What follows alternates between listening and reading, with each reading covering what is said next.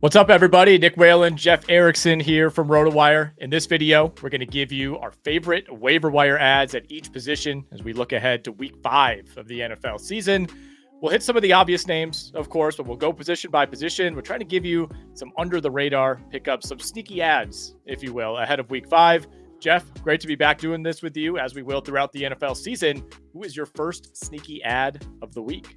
All right, so we're going to go at quarterback first. Check to see if Justin Fields is available. In Yahoo, he's like 32% rostered still. So over 300 passing yards this past week, 2 rushing touchdowns in addition to a passing touchdown. They get Dallas next week. Possible shootout potential in that game. You know, I like that there.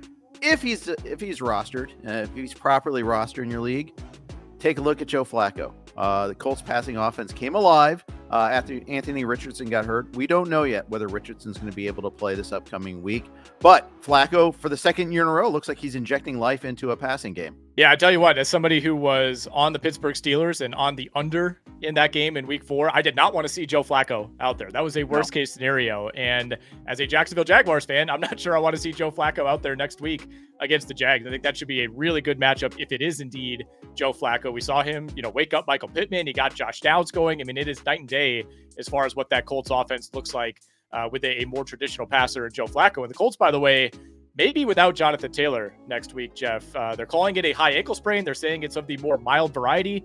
But we know high ankle sprains, especially for running backs, those could be multi-week injuries. I think there's at least a 50-50 chance that Jonathan Taylor isn't out there. And that leads me to think that maybe we have to look into Trey Sermon. Again, it's contingent on Jonathan Taylor, but Trey Sermon has been the guy who's picked up some carries. He's picked up some snaps behind Jonathan Taylor. Should be a very good matchup against that Jags defense. They're banged up. They're missing their best linebacker in Foye Oluokun.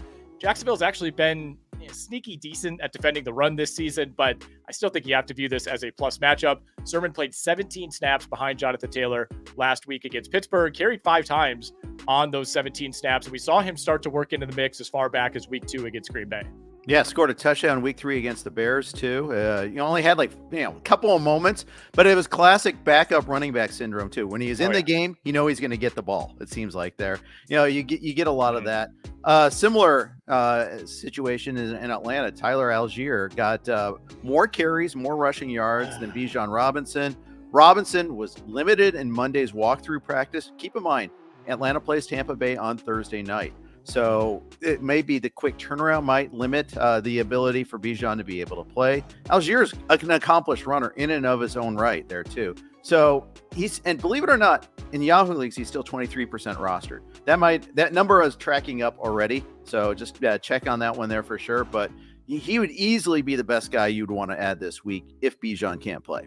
Yeah, like you said, it is a short week. So, I think if the Falcons were playing on Sunday, we'd probably feel a lot better about Bijan Robinson. I mean, it's too early to say for sure, but on that short week, definitely monitor Bijan Robinson. And look, if he ends up being out or he's limited, go grab Tyler Allgeier. Another running back, or really a running back situation, Jeff, that I think we have to hit. The Kansas City Chiefs, man. Kareem Hunt, he's still widely available. He's available in about 80% of ESPN leagues. Clyde Edwards-Helaire, he's widely available. The expectation is that he'll be activated from the non-football injury list this week. And Carson Steele, everybody's favorite waiver ad a couple weeks ago, I think he might be in the doghouse, Jeff. Yep. Fumbled again. Second time in 3 weeks that he lost a fumble, and he got 2 carries against the Chargers this past week. Kareem Hunt's 36% rostered. And you know what? Believe it or not, even though Kareem Hunt might be dust, he's still faster than Carson Steele. So, I think that's a good ad, and he knows the offense too. So I think he is the pickup to get there. If there is a pickup to get, the Chiefs have all sorts of moving parts. We'll probably talk about their receivers later on, but they just likely lost Rashee Rice. We're waiting confirmation. By the time you see this video, he may have confirmed that they haven't torn ACL for him. It's so funny. At the beginning of the season, it was the diehard comment there. Now I have a machine gun. Ha ha ha. Because they added Xavier Worthy. They got Rashee Rice back. They added Hollywood Brown. And I know you don't know the reference, but I'm going to go with it anyhow there. But now they have a pop gun. They've lost their 2 top receivers. They have to figure out how to use the backs. They got to figure out how to get just enough offense. This is like last year all over again. It really is, man. And it feels perhaps even more dire than last year because they are yet to really get Travis Kelce going. And we started to see some positive signs, 9 targets for Travis Kelce in week 4, but he's going to have to be a bigger part of this offense. In terms of the snaps and the routes run after Rashee Rice went out very early in that week 4 game, Justin Watson, he might be the guy. You're never going to be super excited about him. Obviously, he's been on this roster for several years. He has the familiarity with Patrick Mahomes. He played 43 snaps, ran 25 routes on those 43 snaps in week 4, but was only targeted 3 times. Certainly you have to elevate Xavier Worthy. He's already rostered everywhere. You're probably going to be starting him going forward without thinking too hard about it. In good faith, Jeff, I can't recommend Juju Smith-Schuster, and I certainly can't recommend Sky Moore, who had another big drop on Sunday. Yeah, I think if there is a guy that's getting the snaps, it's Justin Watson, or maybe even 2 tight ends and Noah Gray. They might be running a lot of 12 to go with that there. You are our long-distance Jacksonville correspondent. What do you make of Tank Bigsby getting an increasing number of carries, snaps, effectiveness with said carries? I mean, I think Etienne was effective once he came in, but Bigsby he looks good this year. He really does. And that's a welcome departure from Bigsby, who was in the doghouse for most of his rookie year. Had some drop issues, had some fumble issues early on last season.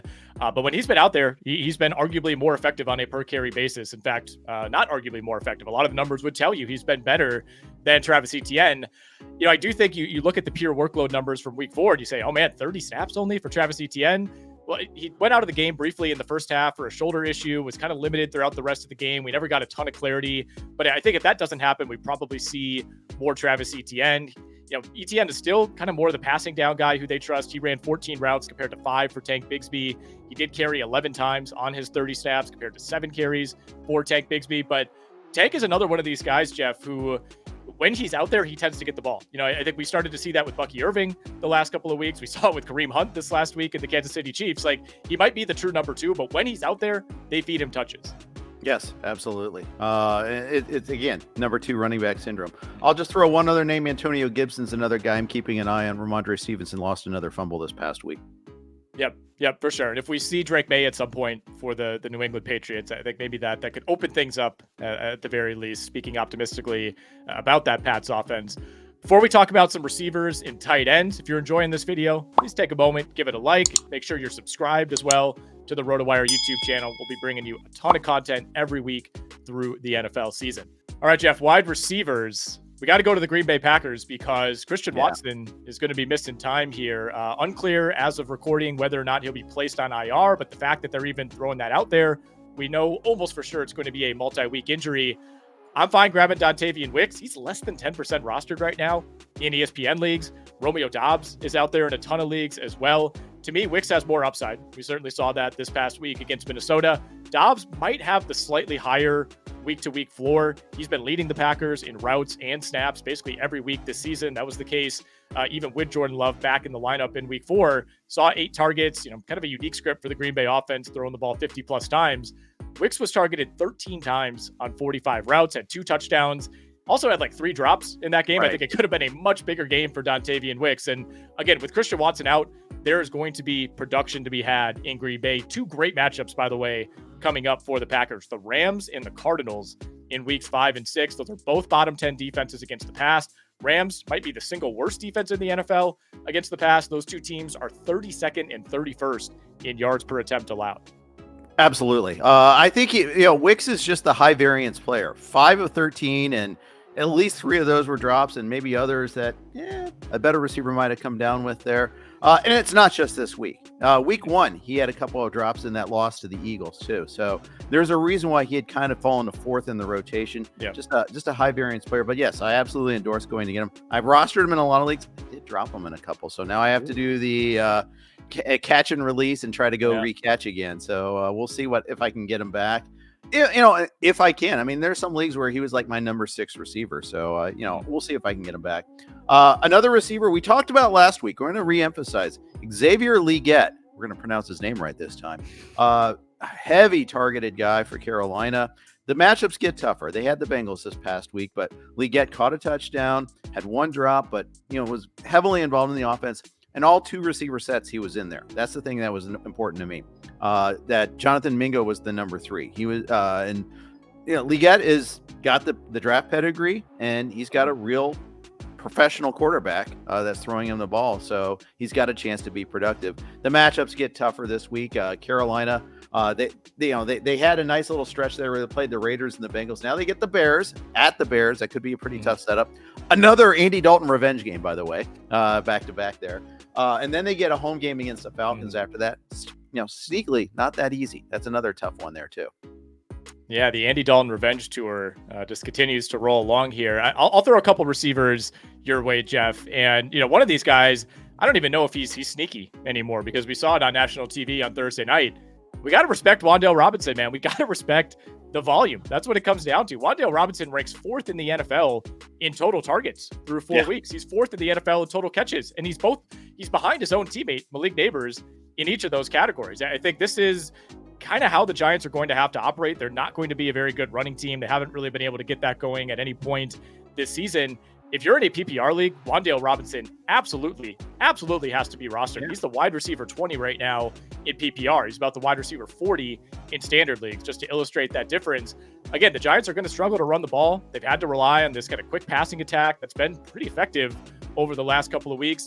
They do have a tough matchup in week 5 against Seattle. I wouldn't necessarily feel great about Wan'Dale Robinson for that one. But after that, they get Cincinnati and Philly, 2 defenses that can be attacked. So I'm all in on Wan'Dale Robinson. And another guy I want to get to real quickly, Jordan Whittington, less than 4% rostered right now in ESPN leagues. I know Cooper Kupp, he might be coming back after the bye, so there might be a short window here, but we saw some really encouraging signs out of Whittington in that loss to the Bears last week. Led the Rams in routes, led them in snaps, led them in targets among wide receivers. He had the game in week 4 that I thought he was going to have in week 3 against San Francisco, and I think the Rams are going to have to throw the ball a ton to try to keep up with this Packers team in week 5. Absolutely agree there. I think that's good. And you raised another good point. Bye weeks are starting. We have 4 teams on bye this upcoming week too. So, Whittington's going to kind of look a little bit better this upcoming week too. So I really like that one. One thing I will say, going back to Wan'Dale Robinson, he's a professional at going short of the sticks. Or at least the Giants are professional at calling plays on 3rd down short of the sticks. Every play on Thursday night felt like that way. 2 yards short. Can he get there? Can he make up the distance? Oh, no, he can't. They got to decide to go for it or punt. But that's the thing. That's the Giants offense in a nutshell right now. It's a lot of short passes because that's all the line can give them time for. I'm going to throw one more name. I like Whittington first among the Rams, but also check to see if Tutu Atwell's available, who has actually gotten the more yardage each of the last 2 weeks. Only 8% rostered in Yahoo leagues. All right, there we go. I think your dog must be a Tutu Atwell fan. Oh yeah, he's as well. So don't forget it. Don't forget it. Yeah. Getting some support from the gallery. We'll end with one tight end here, Jeff. And yes. Tight end just continues to be a minefield week to week. Hopefully you were able to weather the Kyle Pitts storm once again in week 4, putting up a nice 0 for you. But the number 1 tight end in fantasy as of right now, heading into the Monday night games, it's Tucker Kraft of the Green Bay Packers. We talked about him in this space last week. He's very clearly the guy over Luke Musgrave. There's just no real debate for me right now. And, the Packers have played 2 shootouts so far this season with Jordan Love in the lineup. They're a team that can still run the ball, but obviously when you fall behind 28-0 early in the second half, or early in the second quarter, you're going to have to throw a ton. Did Tucker Kraft benefit from that? Yes, he did. The game script's not always going to be that friendly. But if you're looking for anything, any kind of upside at the tight end position, which just about every fantasy player probably has a league where they don't feel great about their tight end, I'm in on Tucker Kraft, man, especially with those Rams and Cardinals matchups coming up. Yeah, absolutely. If you got Dallas Goedert on bye this week, go grab Kraft. 4% rostered in Yahoo leagues. And I get it. He had 2 catches each of the first 3 weeks. But 2 of those weeks were with Malik Willis at the helm. Now with Jordan Love there. Now with some possible shootouts coming up. Absolutely. I love the idea of going to get Tucker Kraft. Tucker Kraft, 65 snaps played out of 76 for the Green Bay Packers in week 4. That's going to do it for our sneaky ads ahead of week 5 of the NFL season. Let us know in the comments. Do we forget anybody? Who are you targeting in your leagues? Let us know. We always want to hear from you in those comments. And again, please like the video if you're enjoying these this season. And make sure you're subscribed to the RotoWire Fantasy Football YouTube channel. Appreciate that a ton. Best of luck to everybody in week 5.